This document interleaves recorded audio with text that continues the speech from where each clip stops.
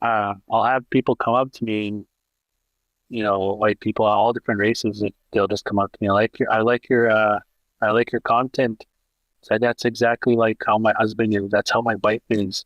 But they're not serious. They're like joking. Like that's how she is. That's how he is. And it's always fun to see that too, because Welcome to another episode of Meet the Onôtinikêwak. Today, I'm sitting down with someone whose name you've probably seen across your newsfeed because of his relatable res skits. Christopher Masuskapoe, better known online as MrChristopher. Christopher grew up in Ahtahkakoop Cree Nation.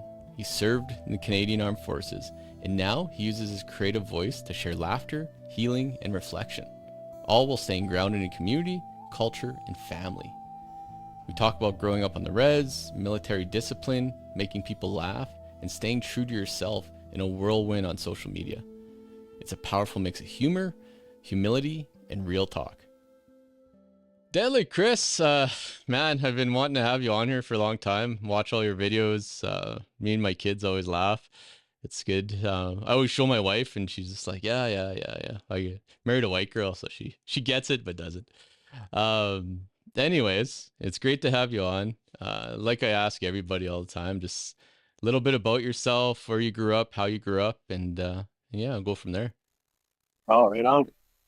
Yeah, it's good to be invited to this.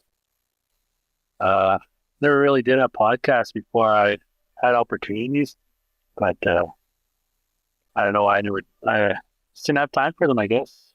Uh, Not really a thing I do, but I promised myself this year that I'd jump into more opportunities like this. Um, um, yeah, this is the first one of the year. So, um, but as for me, yeah, I grew up in a Ahtahkakoop Cree Nation. I lived here all my life. My parents, my mom is from Whitefish, Big River, and my dad is from Wakatoos.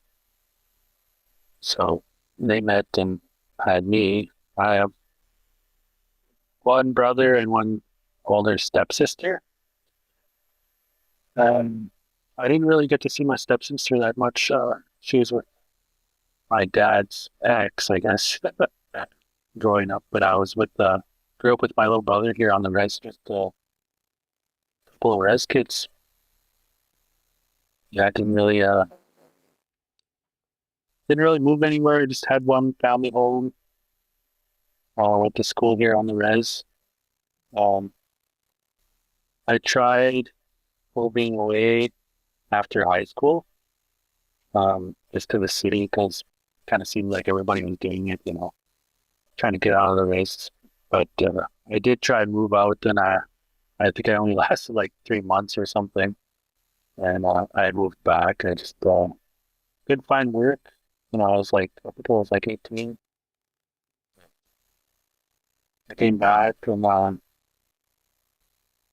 it was kind of easy to find work out here too because there was like little contracts you can do.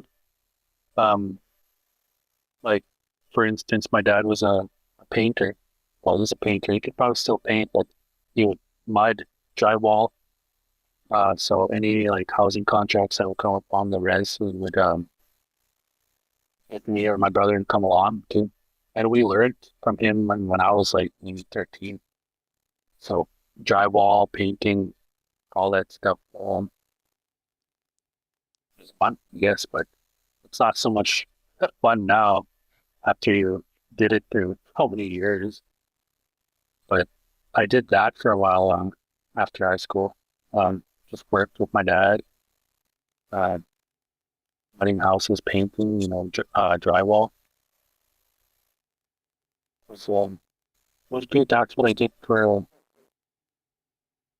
uh, well, it was kind of like through high school too. Uh, Maybe till about when I was 19. Um, I was kind of doing odd jobs like that. I never really worked at the store, like the band office or anything like that. It was cool. Uh, no, there is that opportunity to work there too, but um, there's always so many people trying to get a job there. And if you do happen to land a job there, it's maybe 2 times a week, even that, because there's so much, people looking for work. So, um, I think that's why my dad kind of leaned a little bit more towards the contracting and the little renovations on the reservation here, renovations, and it got us by too. Yeah.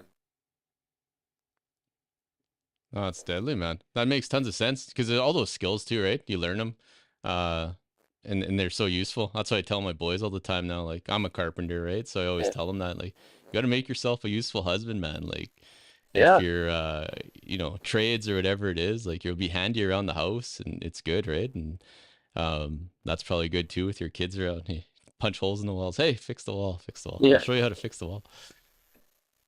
No, it's Uh, deadly, man. So after so growing up, you lived on the res, grew up on the res, went to school. Um, was there many like did you see many opportunities coming out of like in high school? Like was there way I know you said you tried moving to the city for a bit, finding work, but were they giving a lot of opportunities out there, or was it kind of just just hoping that you'd land a job on in the band office or something like that? I didn't really see very much opportunities um, compared to like today. It was a little different back then too because no one had cell phones too growing up, right? And everything's so easy now. You can just look at your phone and there's a job opening on your page or somewhere, anywhere you can find work, right? So, growing up on the res, I didn't really see that much opportunity. I didn't really know what was even out there, I should say. Um, I knew there was work out there and everything, but you had to be educated, which I was. I graduated. I had my grade 12, but like I said, I was just staying on the res and just doing odd jobs too with my dad. But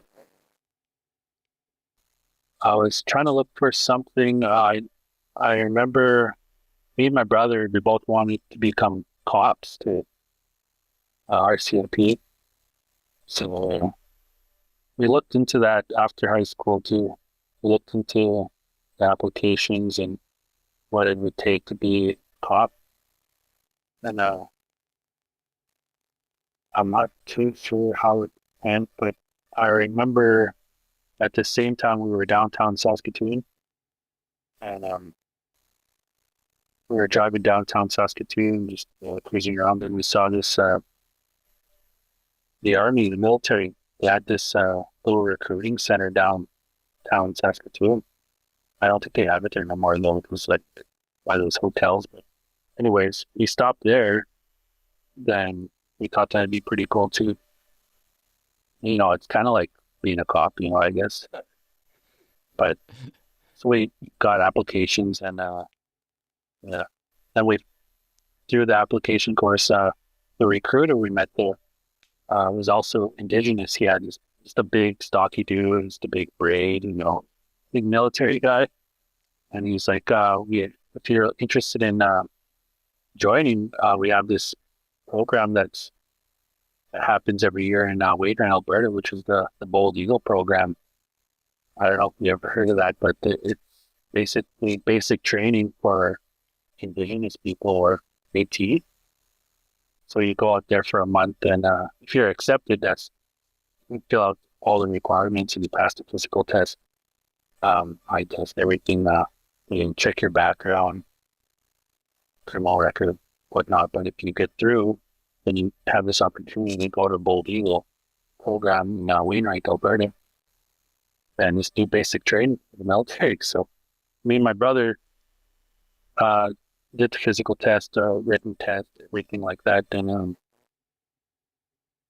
but I'm not even too sure how long later I got a letter in the mail. We got letters in the mail, and I got accepted that Bold Eagle program in Alberta, but my brother didn't, and his heart just broke right there. He was just. I remember him just crying. We're 19 years old. He's 18, and he's just crying to my dad, and I felt bad, but I ended up going. He still wanted me to go. He said, just go for it. So I went and took that program in the summer of 2010. Yeah, 2010. I went to Wainwright, Alberta, and did that Bold Eagle program in the basic training. So I had my foot in the door after that through the military. It was pretty tough too, but the way the Bold Eagle program works is they have Indigenous or teens. It doesn't matter your age from all over Canada that can apply for that program, and so I met a lot of people through there. Still friends to this day from 2010 when I met.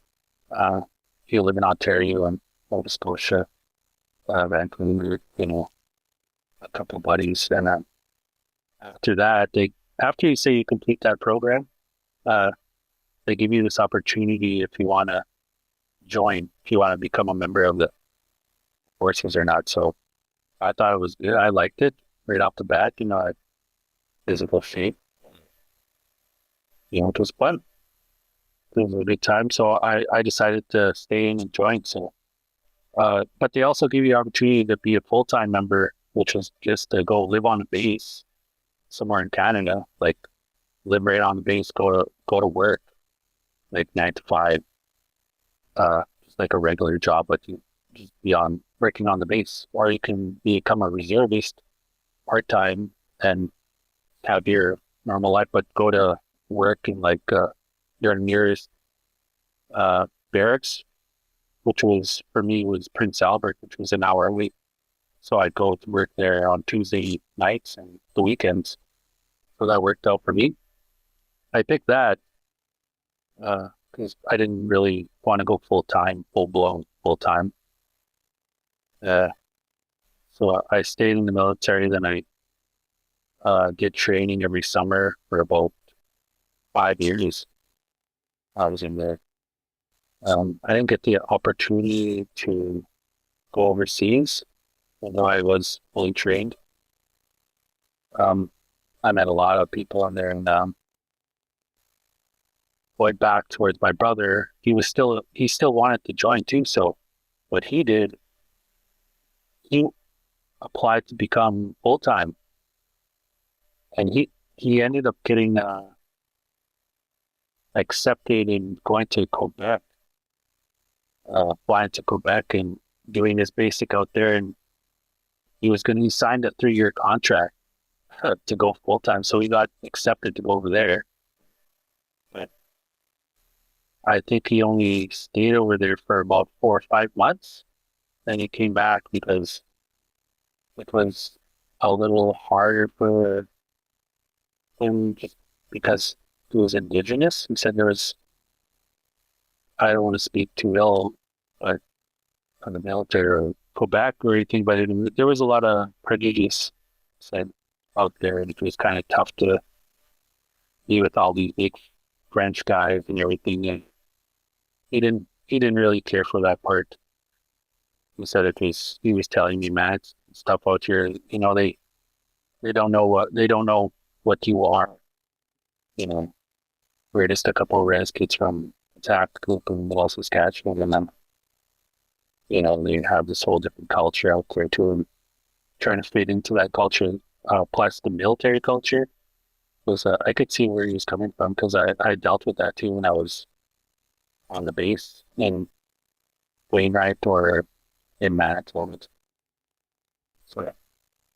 But he came back and he ended up switching to a reservist. So he was working beside me in Prince Albert and Saskatoon or wherever.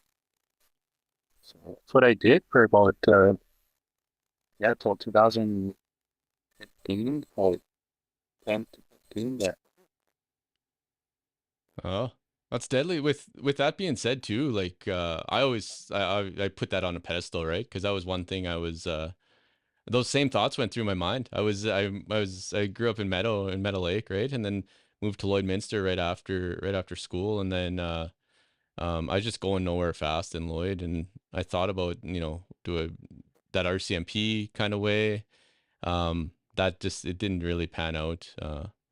Um, just I don't know where it broke down, but anyway, that and then I thought about the army and I was like, oh man, is that the way? But ended up just working, getting a job, and then just kind of carrying that throughout a career. So I didn't go down that path. But what would be and I know people who have gone through that training you're talking about, which is awesome that they do have that on the indigenous side. So at least they don't have to go through the same like your brother did, right? Out in Quebec, away from home.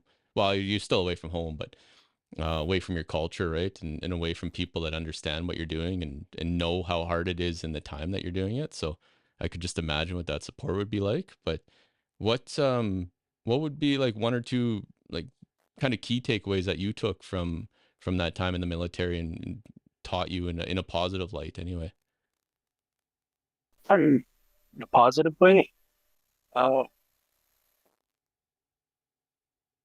um, I definitely have more respect to other people's cultures and way of life and way of thinking too. Um, Another thing I forgot to mention was my Muslim, my grandfather was also in the military too. So that's where we were kind of, oh, let's be a cop. Well, man, with the military, let's join the military. Because my Muslim who lived next door, my mom's dad was actually a Korean War veteran himself. Uh, but he always taught us to show respect for others and have respect for other people's lifestyles. So when I was in the military and even when I was out, I always had to almost have like pretty open mind when it comes to other people's ethnicities and race. Um, but yeah, that respect for other people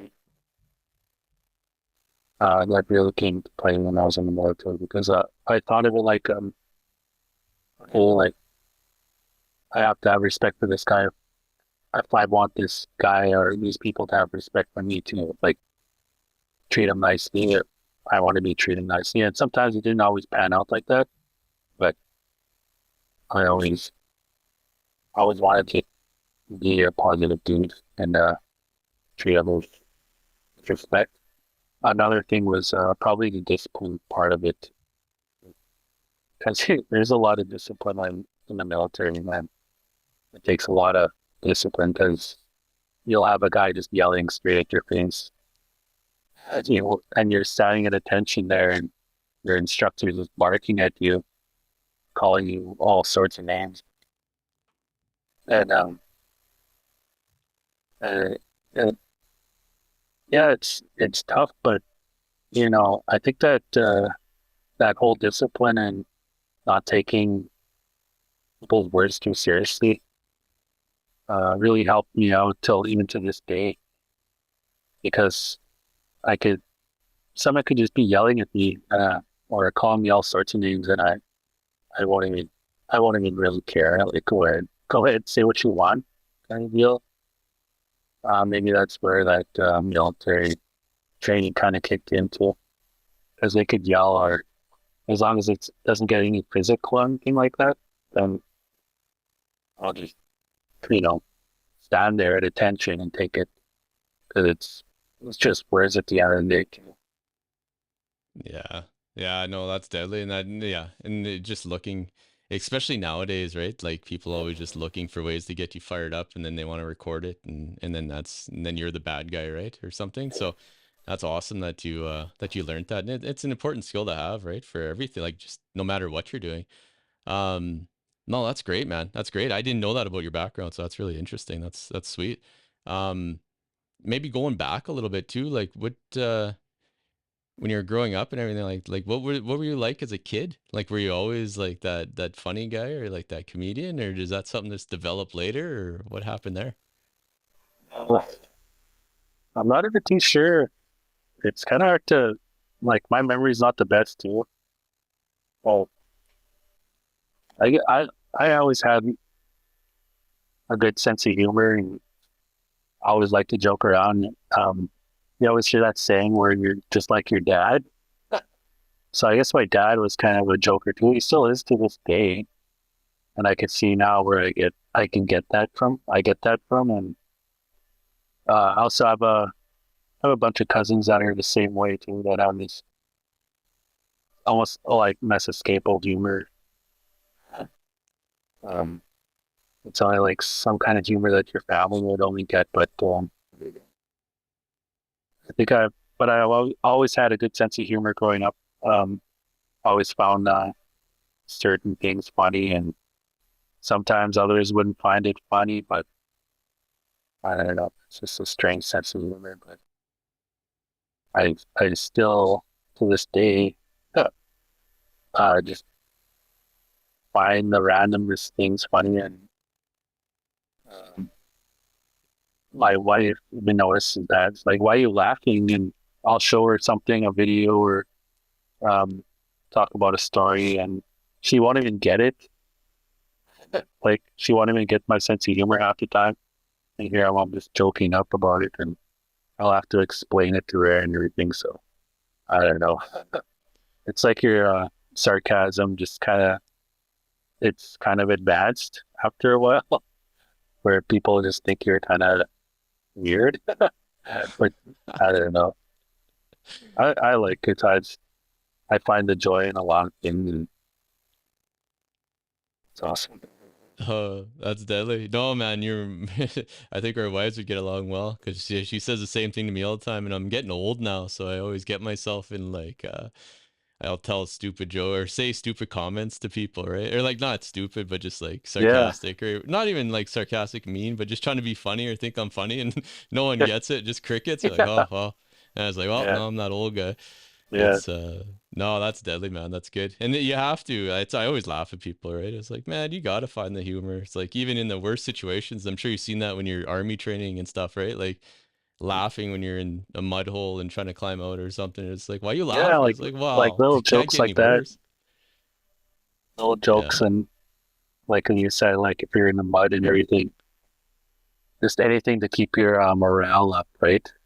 Like even if you're doing chores around the house or something, a little snarky comment or something, just to make yourself feel better. Oh, It really you, goes a long way. oh, you need it, man. Cause yeah, good highs, but then low. Like yeah, I know myself anyway. I can get like low lows too, right? And just be Yeah, grumpy prick for a while. So it's like, okay, I don't like me when I'm like that. No one else wants to be around me, so I don't want to be that guy. exactly. I'm good at it though. That's the hard part. Good at being grumpy. Oh man. Um, but anyway, like so that explains a lot too. But like, what would be so we get that side, right? But then like, what moving forward a little bit, we'll fast forward a bit, but like even just now making videos, becoming MrChristopher, um, doing these type of things, like where did that come from? What stemmed that? Well, see, I've always had this like like when it came to making videos and stuff like that. So I was always drawn as soon as like cell phone YouTube came up and all these little apps and funny clips, videos, and I was drawn to that. I think a lot of people are still to this day. But one day I thought to myself, I was like, man, I could probably do this because I started seeing more, not so much fails. You know how like America's Funniest Videos are just straight fails. But then people started making skits more and more and acting. So I just thought to myself, man, I could probably do this. So I tried it out one day and I made a couple videos. I think I posted it on Facebook because we didn't have like TikTok or, even YouTube was kind of, you have to go right to the YouTube app to be in video. But I posted on Facebook and people liked it. It's a little funny video and got attention. But it really came into play when I don't know if you remember that app called Vine. Yeah, I watch all they have like Hall of Fames now. Yeah, it's like 8 seconds or 7 seconds or something like that. So I ended up downloading that, and that's where it really took off too. It was like my creativity and my ideas started rolling in because I was feeding off everybody else's videos, and I always thought, man, this would be funny if I made it a little bit more indigenous or something. Like if I made it res, then I started experimenting with that. But if I make not a copy of someone else's video, but relatable in a way where I could just people can relate to it on the res or as an indigenous point of view. And if I made a video like that, then people would get it. And sure enough, it did. People started liking it. They said, "Oh, that's so true. That's how the white man views it." But what about the natives? Like they view it a different way, and they'll they have different sense of humor. Uh, and after Vine, I just started making videos on there. Then I just always had them on Facebook too. So I started making them on Facebook every now and then. Not so much before, but I always had it at the back of my head. Then when TikTok came out, uh, it was just a dancing app. That's all I seen it. A dancing app, like people dancing on there. So, but then I started seeing more TikTok videos of people making skits, uh, doing even like cooking, everything. It wasn't just dancing anymore. So I always told myself, I was telling my wife that I'm not going to download this app, TikTok. You know, I didn't know, I didn't want to dance, even though like some of my videos is dancing now. Kind of weird how that just goes around, but I opened it up and I started making videos, and it gave me a little bit more tools to work with and seeing other people's videos. And well, I started writing down and coming up with these ideas. And I bought a couple tripods and set my camera up because that's another part I really enjoyed was setting up the tripod, uh, writing down like a little story. Um, that's setting up your camera, then record yourself and act out that little scene. So it's not just about the funny video; it's like behind the video, the editing and the setting up, getting the light, the time of day right. Like make sure there's no clouds outside because the video quality won't be as nice and stuff like that. So all those little things come into play. That really that's what I really like about it too. And just it works, and it good for my mind. You know, it keeps my mind busy. And sometimes I'll make a video, and it's like almost 2 hours will pass by, and I'm just sitting there on my phone, and I have to take a break sometimes because I have kids and a family and everything. So, but it's definitely fun, and I started doing more and more. A couple of my videos on TikTok uh, hit hit pretty big. So, but I've been on TikTok and Facebook and all that stuff for, man, maybe 5 years. But I never really wanted to take it real serious in a way where I'm just gonna buy like a real good quality camera with microphones. I've thought about it though, but that that'd have to be something to I'm not too sure. Like, what if I just buy a big camera and laptop, everything, and it just sits there? I kind of like just making a video off the phone. And I don't know, it's just fun that way. I don't have the headache of like putting the all my images onto the computer and editing and everything like that. Maybe one day I will. As far as um, content creation, I really enjoy it too. Like I said, it keeps my mind busy. Other people seem to enjoy it too. which is fun. It always makes me laugh when I see other people having a good time with it, and they come up to me and say, "I really like your videos," and it's a good feeling to. Oh man, I bet. Well, it's awesome. Well, thank you for making them. Put it that way. It's awesome to watch them, and they're funny. Very relatable too. Everything's always relatable, right? So it's pretty sweet, and I love that. Yeah, never say never, eh? Like yeah, I'm not doing that TikTok. It's like all of a sudden, no, no, all you do. Now I'm on TikTok. So yeah, Yeah, never close doors, man. Never close those yeah, doors. And you made a good point too about uh, equipment and doing all this crazy stuff. And obviously, for what I see anyway, like it's working, right? Whatever it does, like you're using your phone, you're using good, like obviously practices with lighting and stuff, and with using daylight and making sure time of day, but it works. And you mentioned it a few times, and I hear it in your voice too. And you talk like it's fun, right? And it's something like enjoyable, and maybe a lot of people, myself included, have done that, right? Like you just put so much pressure on yourself for something of like getting all this gear and getting everything, right? And then all of a sudden you just like freeze up and you don't do anything because you feel like it's not good enough or something like that, right? yeah. So Because no. there's times where like I'll go like almost maybe a week where I just can't even think of anything. It's not because like I'm putting maybe I am putting a little bit of pressure on myself, but um, I kind of think of that as a good thing too because taking breaks from social media tools also good for your health.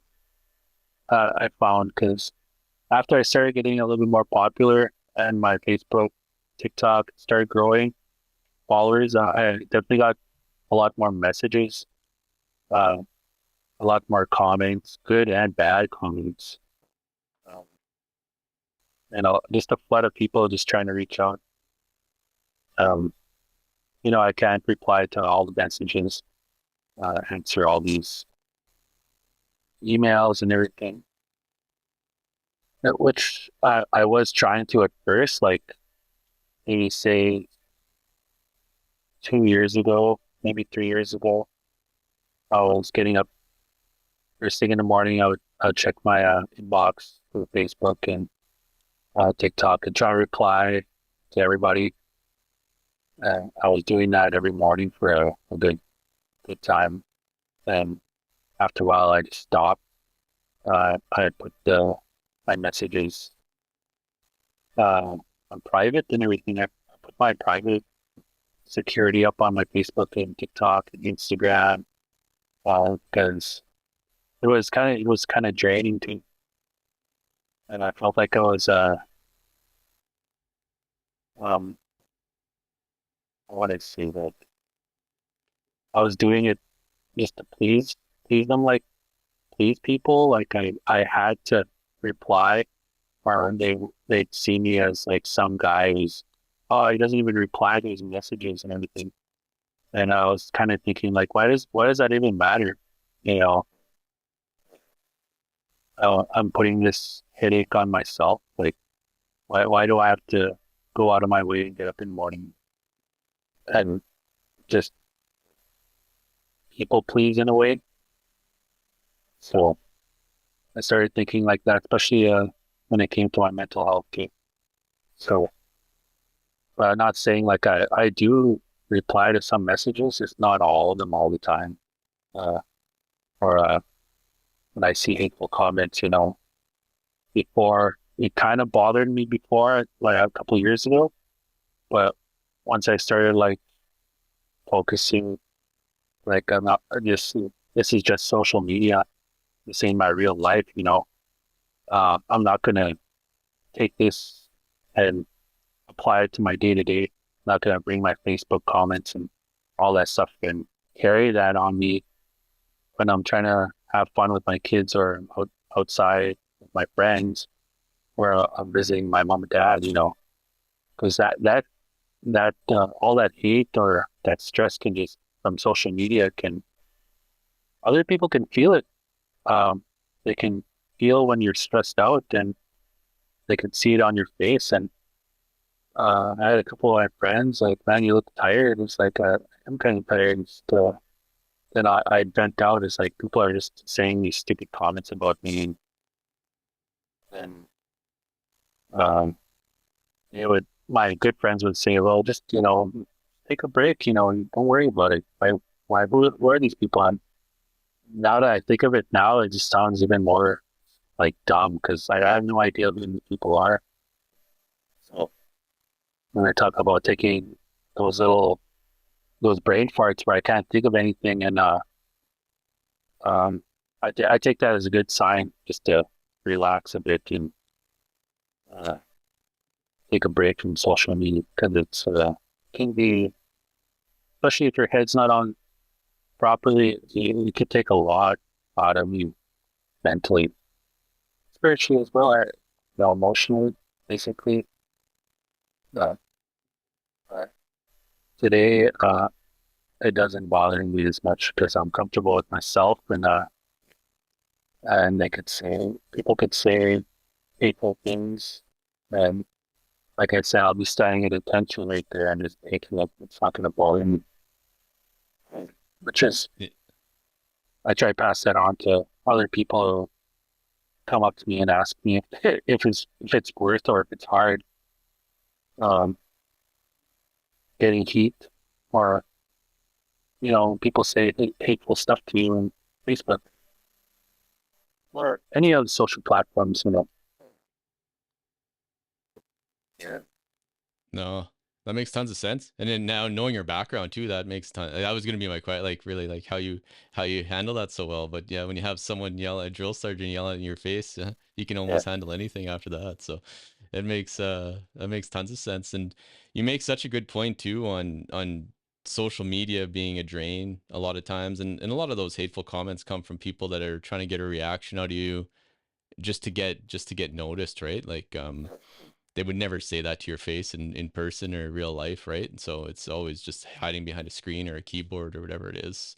Um, and you also touch, and I'm big on this one, right? Family and making sure that you're bringing your best self to your family, right? Like your kids and your wife, they deserve the best of you, not saying that fans and everything, everyone's important and really supporters are massive, and that's the big thing. But those are the ones too that really deserve the best of what you have to offer, right? They're the ones that are going through everything with you. So I'm really glad to hear that you prioritize that a lot, um, and being smart about it too, right? Taking those micro breaks or taking those breaks and not getting too worked up over too much. It's pretty deadly to hear because um, yeah, I know people can, myself included, really start to take on what people say, and yeah, you start to try to change yourself because of them, and all of a sudden you forget who you even are, and nothing you're doing is good anyway, right? So, um, no, that's crazy, man.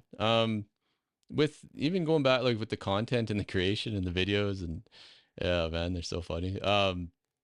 What surprised you maybe the most of, like, maybe the reactions from the indigenous community? Maybe we can get two, like one from the indigenous side, what kind of surprised you, and then even with the non-indigenous, what's kind of surprised you the most of the way people react to things? Um, I'm not too sure. I don't think it really surprised me as much, but like I always knew the us indigenous people. I always knew they were going to get a kick out of it. So when I try to make relatable content, when it comes like to the res or native humor, it always seems to work out. And indigenous people like us, like we can get that sense of humor. But what surprised me is like when uh, white people or Asian, black, when they come up to me, then they understand uh, our native jokes and stuff like that, or even our slang. That's what surprises me sometimes. 'Cause I'll have people come up to me, and, white people, all different races, and they'll just come up to me, I like your content. So that's exactly like how my husband is. That's how my wife is. but they're not serious. They're like joking. Like that's how she is, or that's how he is. And it's always fun to see that too, because yeah, and it's all ages too, man. Like sometimes it kind of trips me out when the little ones come up to me and just like they're just little kids, like 7 or 8, and they're watching my stuff. And I was like, oh man, you watch some of my stuff because some of my stuff is a little maybe adult humor, but and I swear sometimes, but it trips me out when little ones watch it. Then it, but I just take it like as a good thing, and tell them to be happy and listen to their parents and everything, you know, because it's fun. I guess they're allowed to watch. I don't know. That's up to their parents, but uh, it's also like when older people too, like Mushums and Cookums come up to me and it's like, whoa, yeah, it's how my son is. So it's just, I guess it depends on what the joke was. I guess people can relate to it, and it's when people usually come out to me, I never really had any like hate come up to me like, oh man, you think you're all that kind of vibe, but it's usually when people come up to me, they come up with a big smile and uh, ask me where I'm from, and I ask the same questions and have a little conversation with them to shake their hand and take a picture. Um, but I always bump it when I go out like to the city or anywhere. It's always at the most random spots too. Like I'll bump into somebody and they'll be like, "Oh, I know you. I like watching your videos," and it's just like I don't know, some gas station outside of Saskatoon or uh, a cell phone store or something like that. So, That's and a awesome, lot of them man. don't even know that I'm from Saskatchewan too, which a lot of people will probably just think about too, because like they'll bump into me as like, "Oh man, you're from around here?" And yeah, yeah, I just live down the road. Like a couple that happened to me a couple of times on my res, even like the high school kids, they'll bumped into me at the store. It's like, "Oh, are you gonna coming to our school? Are you gonna come speak?" And no, I'm getting some pop and chips right here. It's like I'm from here. And it's, oh, really? Yeah. So that's always fun because I don't really put my location out there too much. I think it's on my Facebook. I have like a tactical pinned on my Facebook, but that's about it too. I don't really post too much about location. It's always fun when that's where that all walks of life and everything like that. I don't really compare it too much of like indigenous people with white versus white people, black people, all that stuff like that. I think of everybody as one solid being.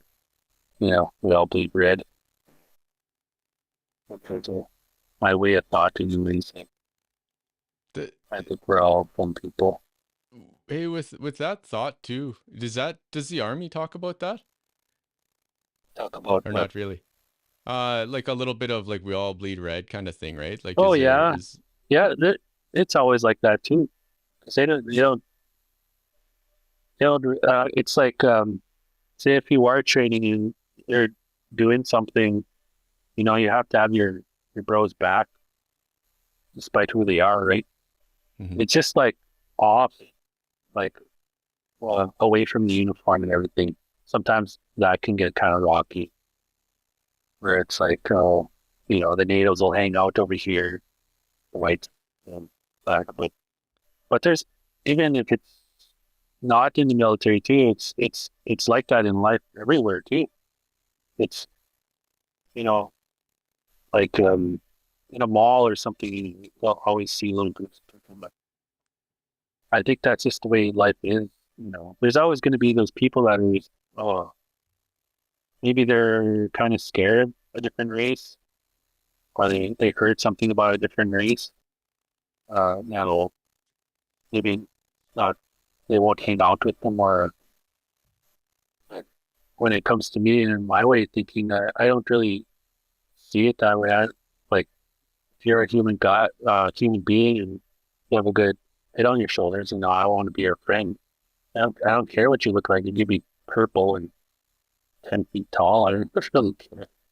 As long as you're a cool person, then we can hang out.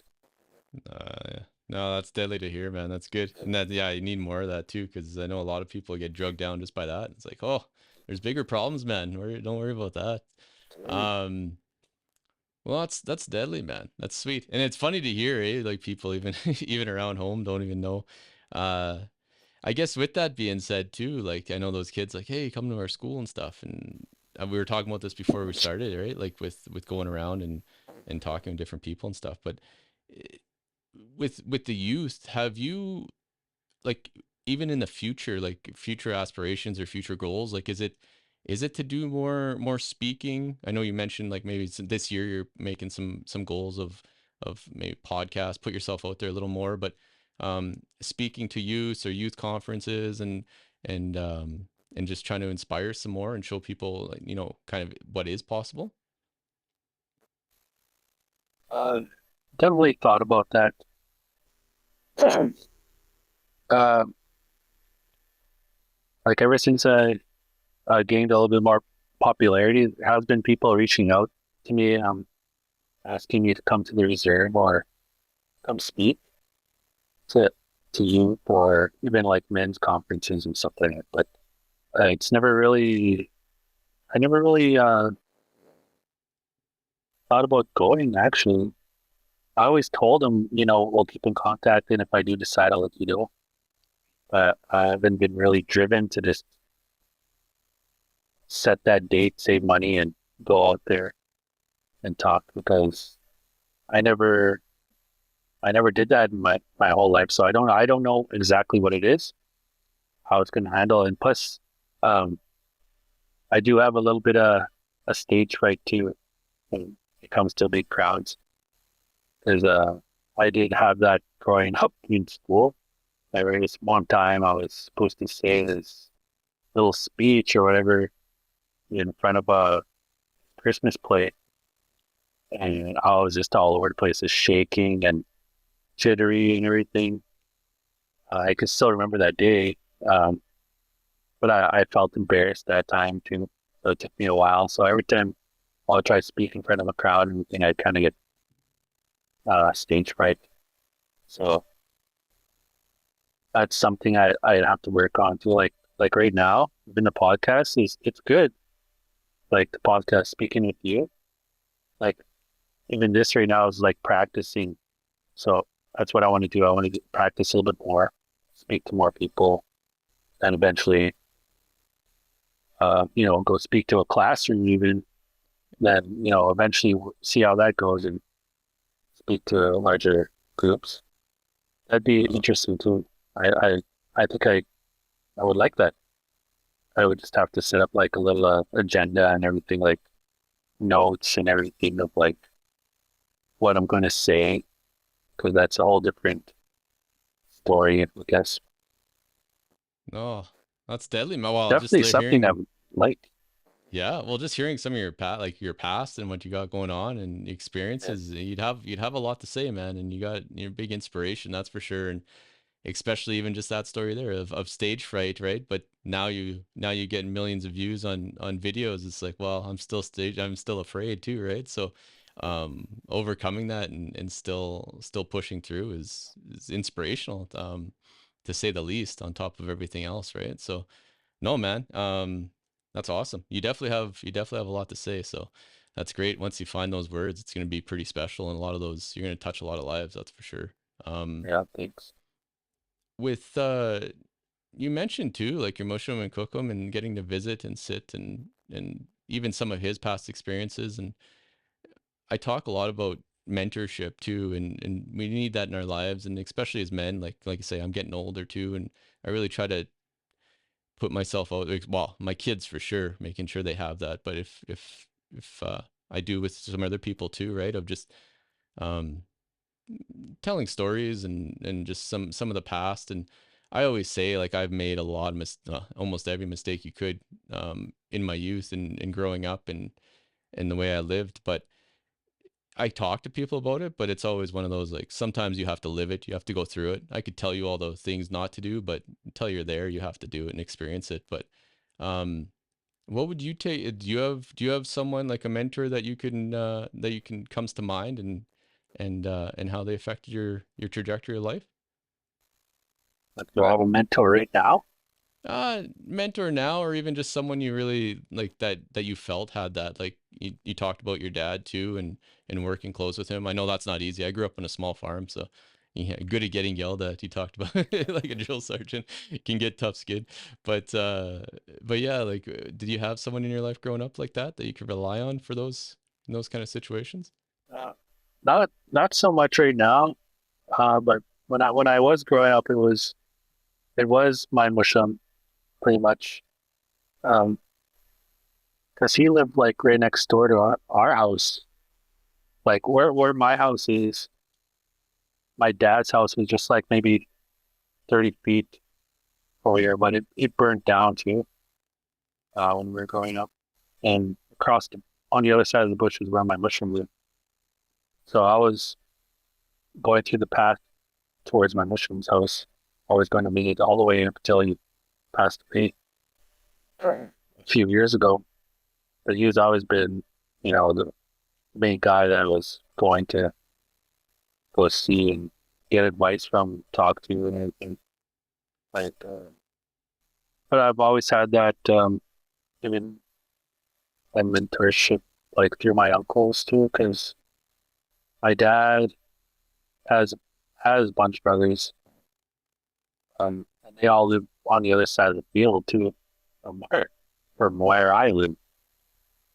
Um, so they're always around growing up too, and they grew up Christian, they grew up going to church.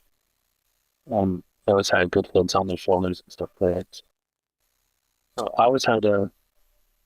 That's one thing I liked about, I like about the res too, is because families are so close. We're all like in our little locations, I guess. But for the most part, I think it was my Busham that had a lot of influence on me, and always had told me what to do, the right things to do, things to say, and how to go through on life too. Um, but as for today, I do have a few friends that I go back and forth with, hang out, talk. Uh, but like I said, like you said, like we're kind of getting older, we're turning into those guys that others want to look up to, and I like it either way. I like maybe becoming a mentor to other younger youth, but I also very much look forward to looking up to the older guy, the Mushroom, that's going to give me advice because, I'm 34 and I'm still learning quite a bit to it every day. And passing on that knowledge is No, that's extremely awesome. awesome too. No, that's deadly. And like I said, even my work too, I'm very fortunate. I work with a lot of nations and speak with a lot of the older ones, and I'm able to have a lot of conversations with them, and um, especially different nations, different treaties, different, and just getting different perspectives. But a lot of it always comes down to the same things too, right? So it's yeah, it's pretty special seeing that with the older ones, and then getting to speak with youth and younger ones. So it's a full gamut. So it's pretty awesome, man. Um, I'll be cognizant of your time here. I know we'll run soon, but what advice, speaking of mentorship now, like with like younger indigenous people, like, or maybe they're a little hesitant or shy about sharing their voice or creativity. Do you have anything for them? And, um, for you, or I Anybody. just say try not to work hard, but do something that's gonna that you like and not that other people like. Okay, do if you find a job or if you even want to become a full-time content creator, which is pretty awesome, make sure to put yourself first when you're doing it. Try not to focus on what other people are going to think. Say if you like yourself, if you like doing construction, go for it and try not to think of what others are going to think of you. Oh, he's just a construction worker. Oh, he's just a oh, he just makes content. He just makes stupid videos. Oh, he just drives the taxi around. Um, don't let those people get into your head too much because it's not going to take you anywhere mentally. It's not going to be good on your health. Try to focus on what you love and practice that self-love too. 'Cause if you don't have that self-love and if you're not comfortable with yourself, then you're just gonna take what you're doing and you're just gonna fall down and trip. Because you have to have that self-love to give you some energy to do what you love, I guess. I don't know, it's kind of hard to explain. It Yeah. takes a while too. Like you're not gonna find it right away. Well, that's speaking for me. Like I'm 34 years old. And some days I feel like what the heck am I doing? But at the end of the day, you know, I'm here, I'm alive. You know, the sun's shining. Uh, I'm good. You know, I'm not, uh, I'm not struggling on the street or anything like that. I'm happy. I'm content, and I'm just happy to be here too. So once you find that self-love, your job and everything will just come to you more easily. Your relationships, your relationships will come easily. You'll have better communication with people. People will want to come talk to you and ask you for advice because they'll see that person that really cares about himself. And I think that really attracts people too because it does definitely attracts me when I see a good person. I want to be around them. I want to hear their story, even though if it's just a couple sentences, people could feel that energy. So just try to be as positive as you can. Don't forget to pray. To be thankful. Yeah. I like it. I like it, man. I'd like to end it on that, but I had one more too. It's just like, oh man, that's really good. But what's and you kind of you touch on that too. But like, what's something you do? I know like everyone thinks, oh, you're just making videos all the time. But like, what do you like to do to like unwind or like recharge and just when you say step away and take breaks, what's something that people don't really know about you that you like doing? Oh, like I'm not too sure. I like just keeping an update on my house too. Like I'm fixing up my basement right now. I actually just put a fridge down there. I got a fridge. Well, my buddy gave me a fridge, but it's too big for upstairs here. So I had to take everything apart, the hand railings and everything. And I got my wife to help me, and she's tiny, and she didn't really do much. She just guided, but I kind of like working on the house and working on my downstairs, and uh, I like spending time outside too. Just, just kind of, I don't know, for some reason I wasn't feeling winter as much. I kind of wanted just to be sunny and hot, misty. Hey man, But I agree. yeah, um, as for work too. I'm kind of taking a break. I just apply for EI. So I actually have a lot of free time on my hands right now. My kids are in school. My wife is in school too. So I'm actually right now, I'm kind of like, I want to get back on the social media right now. So I have this whole book right here, my notepad. This is where a lot of my ideas come. Most of my ideas, like skits and everything. So if I have an idea, I'll just write it down and I'll just set up the old tripod and make a silly video again. So I'm Uh, just, uh, I'm just kind of like going with the flow right now, like whatever makes me happy. I don't know what the flow. yeah, that's deadly, man. That's good. That's good. People need that. Everyone needs that. Um, awesome, man. Well, again, I really appreciate your time, and I guess where can people find like the most up to date stuff on Chris and what you're doing and content and everything like that? Uh, What's the best place? the best way would probably be through Facebook. Um, Christopher Masuskapoe. That's I only have one Facebook profile too.